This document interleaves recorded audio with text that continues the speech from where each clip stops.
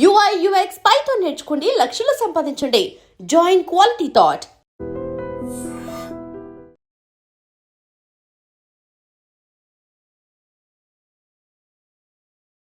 నమస్తే, welcome to I dream. నా అన్వేషణ. ఈయన గురించి అసలు రకరకాలుగా ఎన్ని మాట్లాడాలనో, ఎన్ని వార్తలు రావాలనో అన్ని వార్తలు వస్తూనే ఉన్నాయి. యాక్చువల్లీ ఆయన ఇక ఛానల్ బ్యాన్ అయిపోతుందని, ఫాలోవర్స్ 0 అవుతారని, అసలు ఆ ఛానల్ ఎందుకు చూడాలని, అన్ఫాలో కొట్టేయండి అని, ఆయన ఏం కంటెంట్ ఇస్తున్నాడు అని, ఇక అసలు ఎన్ని రకాలు మాట్లాడాలనో అన్ని రకాలు మాట్లాడుతున్నారు. చాలామంది నెగిటివే కామెంట్ చేస్తున్నారు ఆయన గురించి. అట్లాగే అన్ఫాలో కూడా చాలామంది అయినరు. అయినా సరే ఎక్కడ కూడా తగ్గుతలేడు అన్వేష్. ఎందుకు? ఆ కాన్ఫిడెన్స్ ఏంటిది? అండ్ కేసెస్ కూడా పెద్ద ఎత్తున ఆయన మీద కేసులు కూడా నమోదైనాయి. కేసులు అనగానే ఫస్ట్ మనకు గుర్తొచ్చేది లాయర్స్. అసలు ఎవరు వాదిస్తున్నారు ఏంది అన్నప్పుడు ఇక్కడి అడ్వకేటే ఉన్నారు. గతంలో కూడా మనం చాలా టైమ్స్ ఆయనతో మాట్లాడినాం, ఎన్నో ఇంటర్వ్యూస్ చేసినాం. మనతో పాటు ఉన్నారు హైకోర్టు అడ్వకేట్ సుబ్బు గారు. ఒకసారి మాట్లాడదాం. అసలు నా అన్వేషణ కేసు సార్ వాదిస్తుండ్రా లేకపోతే జస్ట్ అట్లా వచ్చిందా, ఒకసారి మాట్లాడే ప్రయత్నం చేద్దాం. నమస్తే సార్. నమస్కారం అండి. నా అన్వేషణ అసలు మామూలు ట్రెండ్లో లేడు సార్. అసలు కాంట్రవర్సీ కామెంట్స్ అంటే ఇక కేర్ ఆఫ్ అడ్రస్ నా అన్వేషణ. ఏ సార్, నిజంగా ఆయన కేసులు మీరు వాదిస్తున్నారా? ఎవరండి చెప్పింది? మనం ఇంతకుముందు కూడా గతంలో చాలా విషయాల గురించి, జనరలైజ్డ్ టాపిక్ గురించి మాట్లాడాం. వాళ్ళందరి కేసులు మనం చేసాం. కాకపోతే ఏంటంటే ఒక సెక్యులర్ కంట్రీలో ఉన్న వ్యక్తిగా తను కొన్ని సెక్యులర్ భావజాలాలని వ్యక్తపరుస్తున్న కారణం చేత జనరలైజ్డ్ టాపిక్గానే మాట్లాడుతున్నాం తప్ప అతని కేసు నేనేం వాదించట్లేదు. అసలు నా అన్వేషణ అనే వ్యక్తి నాకు అంటే అంత ఆయనకి నాకు ముఖ పరిచయం లేదు. జస్ట్ నార్మల్గా అందరికిలాగే ఇంటర్వ్యూలో ఎలా చూస్తాం అట్లా జస్ట్ ఎప్పుడన్నా ఖాళీగా ఉన్నప్పుడు మొబైల్ ఇలా కెలుకుతున్నప్పుడు కనిపిస్తే తప్ప అతనితో నాకు డైరెక్ట్గానే ప్రత్యక్షంగా పరోక్షంగా పరిచయం లేదు. ఆయన ఎపిసోడ్ స్టార్ట్ అయ్యి ఒక వారం 10 రోజులు అవుతుంది సార్. ఫస్ట్ వీడియో చూసిండ్రా సార్? ఆయన వీడియో చూసిన తర్వాత ఫస్ట్ రియాక్షన్ మీకు ఏమనిపించింది సార్? ఫస్ట్ ఆయన ఏంటంటే కొంచెం నోటుగా అంటే బూతులు యూజ్ చేస్తారు. ఫస్ట్ ఆఫ్ ఆల్ వ్యంగ్యాస్త్రాలు వదులుతారు. సో దట్స్ ప్రతి ఒక్కరికి అలాంటి బూతులు మాట్లాడే అలవాటు పరిపాటిగానే ఉంటుంది. అందులోనూ ఆంధ్ర వాళ్ళకి అది కొంచెం చరసోక్తులు, చలోక్తులు, సరసోక్తులు వదులుతుంటారు. సో అందులో భాగంగానే ఆయన మాట్లాడుతున్నారు. వాస్తవానికి ఏంటంటే తను అలా మాట్లాడితేనే ఎక్కువ మంది ఇతన్ని ఇష్టపడుతున్నారు. ఏంటంటే చూడండి, ఇప్పుడు మీరు త్యాగరాజ గాన సభ ఉంది సార్. బూతులు మాట్లాడితే ఇష్టపడడం ఏంటి సార్? ఇప్పుడున్న ట్రెండ్ అదేనండి. మీకు అర్థం అవ్వట్లేదు. ఇప్పుడు త్యాగరాజ గాన సభ ఉంది. ఇప్పుడున్న యూత్లో ఎంతమందికి త్యాగరాజ గాన సభలో ప్రతి వారం హరిశ్చంద్ర నాటకాలని, భరతనాట్య ప్రదర్శనలని, చాలామంది చిన్న చిన్న పిల్లలు కూచిపూడి భరతనాట్యం చేసుకునే వాళ్ళు ఆరంగేటం చేస్తుంటారు. ఎంతమందికి తెలుసు అసలు భరతనాట్యం గురించి, త్యాగరాజ గాన సభ గురించి? అదే మీరు వచ్చే నెలలో పలానా తారీఖు ఏ సినిమా రిలీజ్ అవుతుందో చెప్పమంటే వీళ్ళు టక్మని చెప్పేస్తారు. అంటే యూత్కి, ఇప్పుడున్న యూత్కి, కంప్యూటరైజ్డ్ కాలంలో ఉన్నటువంటి ఇప్పుడున్న యూత్కి కావాల్సింది ఏంటంటే ఎంటర్టైన్మెంట్. అది బూతులతో కూడుకున్నదా, అడల్టరీ కంటెంట్ ఉన్నదా, లేదంటే వల్గారిటీ ఉన్నదా, దాన్ని ఎక్కువ ఇష్టపడతారు. ఎందుకంటే మోస్ట్ ప్రాబబ్లీ యూత్ అంతా కూడా ఏంటంటే ఇప్పుడున్నటువంటి ప్రస్తుత సమాజంలో వాళ్ళు వ్యంగ్యాస్త్రాలు, వ్యంగ్యంగా డబుల్ మీనింగ్ డైలాగులు, తర్వాత ఇంకా రకరకాల అర్థాలు వచ్చే మాటలను మాత్రమే ఎక్కువ యూజ్ చేస్తుంటారు యూత్. మోస్ట్ ప్రాబబ్లీ అంటే యూత్ అంటే మీకు తెలుసు 13 సంవత్సరాల నుంచి దాదాపుగా 45 సంవత్సరాల లోపు వాళ్ళంతా యూత్గానే పరిగణించబడతారు. కాబట్టి వాళ్ళందరూ వీటిని ఇష్టపడతారు. ఏంటంటే ఆ బూతులు మాట్లాడని వాళ్ళు కూడా బూతులు మాట్లాడే వాళ్ళు కంటెంట్లో ఎక్కువ ఇష్టపడతారు. సో అందులో భాగంగానే అతను నాకు తెలిసినంత వరకు నా అన్వేషణ అనే వ్యక్తి ఆ కంటెంట్ అలా మాట్లాడడం ద్వారాగే ఎక్కువ ఫేమస్ అయ్యారు. మీరు చూసుకుంటే చాలా సినిమాల్లో లేదంటే కాబట్టి అన్ఫాలోవర్ అయినరా సార్? అంత మంది మాట్లాడడానికి కారణమైనరు, అన్ఫాలో అవుతున్నారు. ఒకటి ఏంటంటే నాకు తెలిసినంత వరకు నాన్ వేషణ మాట్లాడే అన్నీ కూడా చాలా వరకు నిజాలే ఉంటాయి. చాలా వరకు పాయింట్ టు పాయింటే మాట్లాడతారు. ఇప్పుడు ఈ పర్టికులర్ ఇష్యూలో ఏదైతే ఉందో ఈ సీతాదేవి గారి గురించి, ద్రౌపది గారి గురించి, అంటే చరిత్రలో చెప్పబడినటువంటి ఈ వ్యక్తుల గురించి ఆయన మాట్లాడినది సందర్భం తప్పు కాదు, అర్థం తప్పు కాదు, అతను వ్యక్తపరచడం తెలియలేదు. అతను తన తర్వాత కూడా కొన్ని ఇంటర్వ్యూలు అంటే వీడియోస్లో క్లారిఫికేషన్ ఇచ్చిండు. అంటే సీతాదేవిని చెరపట్టినట్టు అనేవన్నీ అనేసి ఆ తర్వాత క్లారిఫికేషన్ ఇవ్వచ్చా సార్? పోనీ అదన్నా డిలీట్ చేసిండా సార్? ఆ వీడియో డిలీట్ కూడా చేయలేదు. అంటే నేనేమంటున్నానంటే ఇప్పుడున్నటువంటి సమాజంలో రకరకాల వ్యక్తులు ఉన్నారు, రకరకాల మనస్తత్వాలు ఉన్నాయి, పరివిధాలైనటువంటి భాషలు ఉన్నాయి, రకరకాల మనస్తత్వాలు, మనోభావాలు, సెల్ఫ్ రెస్పెక్ట్, ఇట్లా రకరకాలు ఉన్నాయండి. సో కొంతమందికి కొన్ని పరిపాటిగానే కొంతమంది సమాజం మీద భయం ఉంటుంది, కొంతమందికి ఏమవుతుందిలే ఇది కూడా ఒకలాంటి ట్రెండే అని అనుకునే వాళ్ళకి ఒకలా ఉంటుంది. సో మనం రెండో రకం నాన్ వెజ్.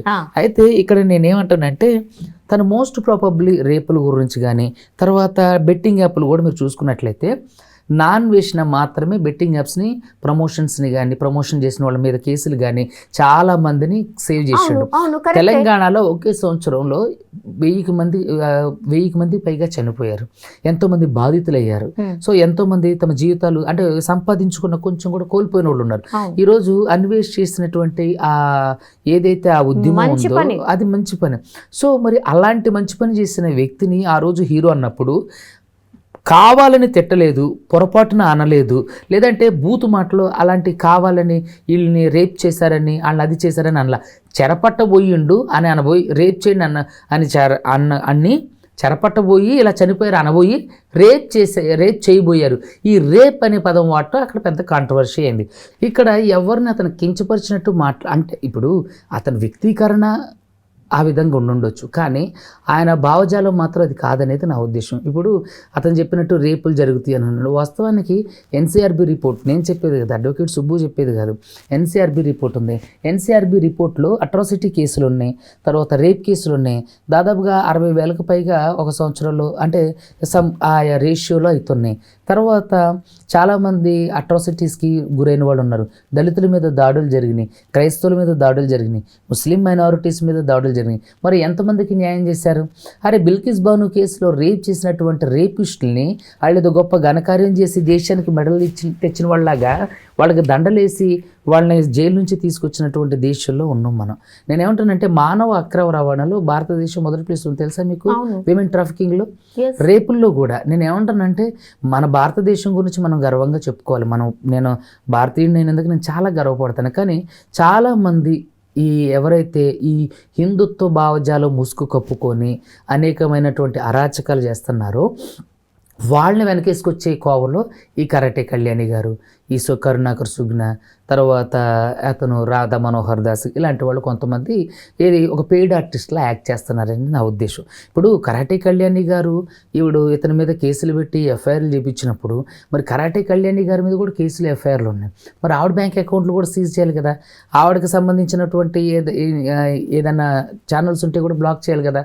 మరి కరాటే కళ్యాణి గారు నాన్ వేషణ కేసుకి దీనికి ఏం సంబంధం సార్ అసలు? ఎందుకంటే నాన్ వేషణ ఇప్పుడు ఇష్యూ వచ్చిందంటే కమ్యూనల్ ఇష్యూ.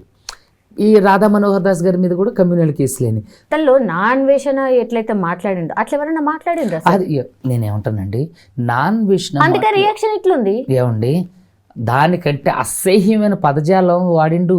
సెక్యులర్ కంట్రీలో ప్రతి మతాన్ని ప్రేమించి గౌరవించాలనుకున్నప్పుడు కేవలం హిందుత్వం మీద తప్పుడు మాట కాదు. నేను రూఢిగా 100% బల్లగుద్దే చెప్తా, అది కాదు.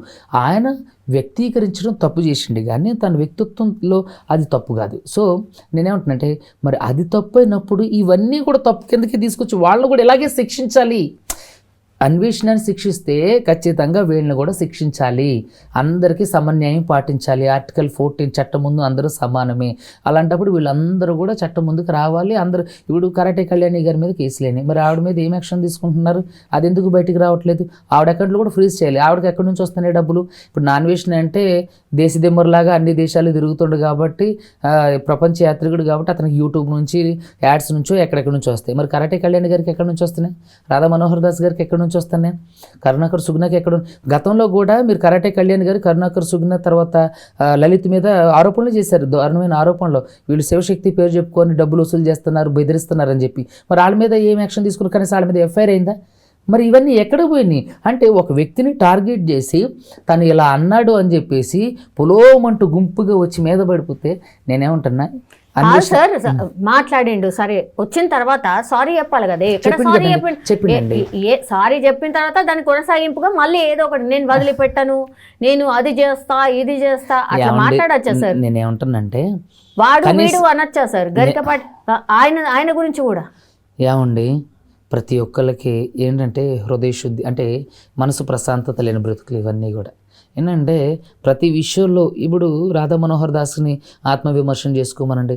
కరాటే కళ్యాణి గారు అసహ్యమైన బూతులు మాట్లాడే క్రైస్తవ మహిళల గురించి, కరుణాకర్ సుగ్న, వేదాంత్ మీరు చూసుకున్నట్లయితే మరి మనుషులు మన మతాలు పక్కన పెడితే ట్రాన్స్జెండర్స్ విషయంలో ఈ వేదాంత్ మీడియా అనే అబ్బాయి ఏం చేసిందండి, వాళ్ళు అసహ్యంగా మాట్లాడితే తోమి స్నానం చేయించారు. సో దెబ్బకి తిక్కు కుదిరింది. అలాగే ప్రతి ఒక్కళ్ళు ఎవరన్నా తప్పుగా మాట్లాడినప్పుడు తోమి స్నానం చేయించడమే, చేపిస్తే అందరూ సెట్ అవుతారు, ఈవెన్ అన్వేష్ అయినా సరే. కాకపోతే నేను ఏమంటాను, అడ్వకేట్ మీరు ఎట్లా మాట్లాడుతున్నారు సార్? అసలు తోమి స్నానం చేయించడం అంటే ఏంటి? కొట్టడం, వాళ్ళ మీద దాడి చేయడం, అదే కదా మీనింగ్, అదే కదా సార్. మరి ఎట్లా ఏమండి, నేను అదే అన్నా, నా భావార్థం వేరు, మీరు అర్థం చేసుకునేది వేరు. ఇక్కడ నేను ఏమంటానంటే ఒక అడ్వకేట్గా నేను కొన్ని పరిమితులకు లోబడే మాట్లాడుతున్నా. ఇప్పుడు నేను ఏమంటానంటే ప్రతి ఒక్కరికి సమన్యాయం జరగాలి. అన్వేషణకి శిక్షలు పడితే మిగతా వాళ్ళకి కమ్యూనల్ కేసులు పడ్డ ప్రతి ఒక్కరికి, ఈవెన్ కమ్యూనల్ కేసులు పడ్డ పాస్టర్ అజయ్ బాబుకి కూడా శిక్ష పడాలి. నేను అదే అంటున్నా, ప్రతి ఒక్కరికి ఇక్కడ వేరే మతాన్ని కించపరుస్తూ మాట్లాడిన వాళ్ళందరికీ కూడా శిక్షలు పడాలి. నేను ఏమంటానంటే కొన్ని పరిధులు దాటి ప్రవర్తించొద్దు. సెక్యులర్ కంట్రీ, ప్రతి ఒక్కరికి భావ ప్రకటన హక్కు ఉంది, స్వేచ్ఛా స్వాతంత్రపు హక్కు ఉంది. చాలామందికి మత ప్రచారం చేసుకునే హక్కు ఉందని తెలీదు. సో మత ప్రచారం చేసుకునే హక్కు ఉంది. సో ఇది విమర్శించింది కూడా నాన్వేషణ ఇదే. ఇండియాలో రేపులు జరుగుతుంటే రేపులు జరగట్లేదా? భారతదేశం మహిళలకు అత్యంత ప్రమాదకర దేశం. వెళ్ళి గూగుల్లో సెర్చ్ చేయండి, ఎన్సీఆర్బీ రిపోర్ట్ చూడండి. నేను ఏమంటానంటే నేను భారతదేశాన్ని తప్పుపట్టలేదు, భారతదేశంలో ఉన్నటువంటి కొంతమంది చేస్తున్నటువంటి అఘాయిత్యాలకి మనం చాలామంది ఈ మాట నాకు తప్పడం లేదు. సో మీరు ఇంకొక విషయం ఏంటంటే విమెన్ ట్రాఫికింగ్. ఇక్కడ హిందూ మతం అని చెప్పేసి గోవుల్ని రక్షిస్తానని చెప్పేసి కరాటే కళ్యాణి వెళ్ళి గోవులను అడ్డగిస్తుంది కదా. మరి బీఫ్ ఎక్స్పోర్ట్ చేసే దేశాలలో భారతదేశం 2వ స్థానంలో ఉంది. అది అందరూ కూడా మళ్ళీ బీజేపీ నాయకులు హిందువులే ఉన్నారు. మరి వాళ్ళ మీద ఏదైనా ప్రెస్ నోట్ పాస్ చేయమనండి, వెంటనే కరాటే కళ్యాణి గారికి ఉంటుంది. ఇంకా అంటే వాళ్ళ మీద ఫైట్ చేయమనండి. ఏంటంటే ఏదో ఫేమస్ అవ్వాలి, నిత్యం మీడియాలో కనిపించాలి, ఏదరిచినా జనాలు చూసేస్తారు. పిచ్చి జనాలు అంటే చదువుకున్న వాళ్ళకి, సెక్యులరిజం ఉన్న వాళ్ళకి, కాస్త ఇంగిత జ్ఞానం ఉన్న వాళ్ళకి మీరు మాట్లాడే అన్నీ కూడా పిచ్చి విషయాలు, కారు కూతల్లాగా వినిపిస్తుంటాయి. చదువుకున్న వాళ్ళకి, సెక్యులర్ భావజాలం ఉన్న వాళ్ళకి మీ మాటలు ఎక్కువ. ఏంటంటే మీరు ఒక జోకర్లాగా చూస్తారు. సో కాబట్టి దయచేసి బాధ్యతాయుతంగా ప్రవర్తించండి, ఒక సెక్యులరిజం లాగా ప్రవర్తించండి. ఇక్కడ నా అన్వేషణ చేసిన తప్పు అయితే మిగతా వాళ్ళందరూ చేసిన తప్పే, అందరిని శిక్షించాల్సింది. ఇప్పుడు నా అన్వేషణ మీద ఏమేమి కేసులు ఫైల్ అయినాయి? ఎన్ని కేసెస్ అయినాయి? నా కమ్యూనల్ కేసెస్ అయినాయండి, ఐటీ సెక్షన్స్ అయినాయి. దాని మీద కరాటే కళ్యాణి గారు బ్యాంకులు సీజ్ చేయమని చెప్పేసి అడిగారు. సో బ్యాంక్ సీజ్ అలా చేయరు. బ్యాంక్ సీజ్ ఎప్పుడైతుందంటే FCRA అంటే ఫారెన్ ఫండ్స్ ఉంటాయి, అవి ట్రాన్స్ఫర్ అయినప్పుడు కానీ, లేదంటే అన్ఆథరైజ్డ్ బ్యాంక్ అకౌంట్స్ నుంచి పెద్ద మొత్తంలో డబ్బు ట్రాన్స్ఫర్ అవ్వడం కానివ్వండి, లేదంటే ఇతను పెద్ద మొత్తంలో వేరే వాళ్ళకి ట్రాన్స్ఫర్ చేయడం కానివ్వండి, ఇట్లా ఇల్లీగల్గా ఏదైనా జరిగితే తప్ప బ్యాంక్ అకౌంట్లు ఫ్రీజ్ అవ్వడం ఉండదు. దయచేసి జనాలందరూ గమనించాలి. అది కోర్టు ఆర్డర్ ఉండాలి. ఇంకొక విషయం, తన మీద కమ్యూనల్ ఇష్యూస్ అయినాయి, అవన్నీ కూడా నాన్ కాగ్నైజబుల్ అఫెన్సెస్ అంటే 41 CRPC నోటీస్ అంటే స్టేషన్ బెయిల్ ఇచ్చి పంపించేసేవే అయినాయి. సో అతను ఇండియాలో లేడు కాబట్టి అతను ఇండియా రప్పించడమా, లేదంటే ఇండియా వచ్చిన తర్వాత అతనికి నోటీసులు ఇవ్వడమా. అతను ఏంటంటే నాన్ విషయం నేను ఇండియాకి రాను అని అంటాడు, కానీ ఖచ్చితంగా ఏదో ఒక రోజు ఇండియాకి రావాల్సిందే. వచ్చినప్పుడు ఖచ్చితంగా వీటన్నిటికీ సమాధానం చెప్పాల్సిందే. సో అతను పెట్టుకున్న అడ్వకేట్లు తన తరపున వాదించినా ఖచ్చితంగా పర్సనల్గా అయితే కోర్టుకి అతను అపీరెన్స్ అవ్వాల్సిందే కదా. అపీరెన్స్ అవ్వకపోతే అప్పుడు అది సీరియస్గా కోర్టులో యాక్షన్ తీసుకుంటాయి. సో ఇప్పుడైన కేసులలో నాన్ విషయానికి ఎటువంటి ఫరక్ పడదు. ఆయనని అరెస్ట్ చేస్తారు అనేది ఒకటి, బొక్కలేయడమే తర్వాయి అనేది ఇంకోటి. తర్వాత అసలు ఛానలే ఉండదు, దాన్ని బ్యాన్ చేయబోతున్నారు. కేంద్ర సర్కార్ కొన్ని గైడ్ లైన్స్ ఇచ్చింది, ఆర్ వార్నింగ్ లాగా ఇచ్చింది ఇట్లాంటి ఇన్ఫ్లుయెన్సర్స్ కి అనేది వార్త సార్. అది ఎంతవరకు కరెక్ట్? అంటే నాకు తెలిసినంత వరకు కేంద్ర ప్రభుత్వం గైడ్ లైన్స్ ఇచ్చింది అని అంటే ఇన్స్టాగ్రామ్కి సంబంధించినటువంటి కేంద్ర ప్రభుత్వం ఎటువంటి గైడ్ లైన్స్ లేదు. చూసినట్లయితే మీరు ఇన్స్టాగ్రామ్లో ఇప్పుడు అబ్యూజ్డ్ వీడియోస్ కూడా లీక్ చేస్తున్నారు, చాలా వరకు లింక్స్ లాగా పంపించి వాడుకుంటున్నారు. సో నేను ఏమంటానంటే నిజంగానే కేంద్ర ప్రభుత్వం చొరవ తీసుకొని ఎలాంటి కంటెంట్ల మీద, అదేవిధంగా అంటే అసభ్యకరమైనట్టు కంటెంట్ అంటే చాలా వరకు లైక్ అంటే ఆల్మోస్ట్ పోర్న్ వీడియోస్ టైప్లో ఉన్న లింక్స్ కూడా పోస్టులు చేస్తున్నారు. సో కాబట్టి వీటన్నిటి మీద నిఘా పెట్టి ఏ విధంగా అయితే టిక్టాక్ని బ్యాన్ చేశారో అలాగే మన ఇన్స్టాగ్రామ్లో కూడా కంటెంట్ లేకోకుండా అసభ్యకరమైన కంటెంట్, అది కమ్యూనల్ కంటెంట్, అది హిందుత్వాన్ని తిట్టిందైనా లేదా క్రిస్టియన్లు తిట్టిందా అలాంటి కంటెంట్ ఉన్న వాళ్ళ మీద రిస్ట్రిక్షన్ పెట్టి అసలు వాళ్ళకి అకౌంటే ఇవ్వకూడదు. చేస్తే చాలా వరకు మన సోషల్ మీడియాలో ఉన్నటువంటి యూత్ చెడిపోకుండా ఉండడానికి కారణమవుతుంది. అలాగే ఈ ఏదైతే ఇప్పుడు ఐటీ యాక్ట్ అంటే ఇన్ఫర్మేషన్ టెక్నాలజీ, అంటే ఈ ఇన్ఫర్మేషన్ టెక్నాలజీ ఐటీకి సంబంధించినటువంటి సెక్షన్స్ ఎలా అయినాయి అంటే అతను ప్రాథమిక మాధ్యమాల్లో తిట్టాడు కాబట్టి ప్రాథమిక మాధ్యమాల మీద కేసింది. సో ఇవన్నీ నాన్ కాగ్నిజబుల్ సెక్షన్స్ కాబట్టి తను అరెస్ట్ కాడు, తన బ్యాంక్ అకౌంట్లు కూడా ఫ్రీజ్ కావు. సో కాబట్టి ఇవన్నీ అవుతాయి అని చెప్పి ఏదైనా ఛానల్ చెప్పినా అది బుల్షిట్ థింగ్, అది నమ్మొద్దు. Okay, so what would be the action plan sir? ఇంత భయంకరంగా మాట్లాడిన వాళ్ళని కూడా వదిలేస్తే ఏం కాదులే ట్రెండింగ్లోకి వచ్చేస్తాంలే అని అందరు మాట్లాడితే? చూడండి, నేను అదే చెప్తున్నా. నేనేమంటున్నా, కేంద్ర ప్రభుత్వం ఒక మంచి గైడ్లైన్స్ తీసుకురావాలి. అదేవిధంగా కమ్యూనల్ ఇష్యూస్ మీద దారుణంగా మాట్లాడిన వాళ్ళని సివియర్గా పనిష్ చేయాలి. అంటే బూతులు తిట్టడం, వేరే మతాల మీద బూతులు తిట్టడం, వేరే మతాలని డైరెక్ట్గా అగౌరవపరచడం, దాడులు చేయటం లాంటి వాళ్ళు ఉంటారు చూసారా, అలాంటి వాళ్ళని విమర్శించడం అనేది ఖచ్చితంగా ప్రతి ఒక్కళ్ళ హక్కు, విమర్శించండి కానీ బూతులు తిట్టకండి. సో రాధా మనోహర్ దాస్ కూడా అసహ్యమైన బూతులు తిట్టారు. ఫస్ట్ అతను లోపల వేయాలి, అసలు బయటకు రాకూడదు అలాంటి వాళ్ళు. అదేవిధంగా కరాటే కళ్యాణి గారు కూడా క్రైస్తవ మహిళల గురించి అసహ్యంగా మాట్లాడారు. మరి ఆవిడ మీద కూడా కేసులు అయినాయి. మరి వాటి మీద ఏంటి యాక్షన్? ఆవిడ కూడా లోపల వేయాలి. అలా వేసినప్పుడు కొంతమంది ఉన్నారు, పాస్టర్ అజయ్ బాబు లాంటి వాళ్ళు వేసి అసలు సామరస్యంగా ఇలాంటివన్నీ సావధానంగా పరిష్కరించాలి. సో ఇలాంటి వాళ్ళని కొంతమందిని శిక్షిస్తే ఏంటంటే కొంతవరకు ఆగటం జరిగిపోతుంది. రెచ్చగొట్టి ప్రసంగాలు చేస్తున్నారు, అలాంటి వాటి నుంచి బయటకు వచ్చి సెక్యులర్గా బ్రతకడానికి ప్రయత్నం చేయాలి. Yes sir, thank you sir. Thank you.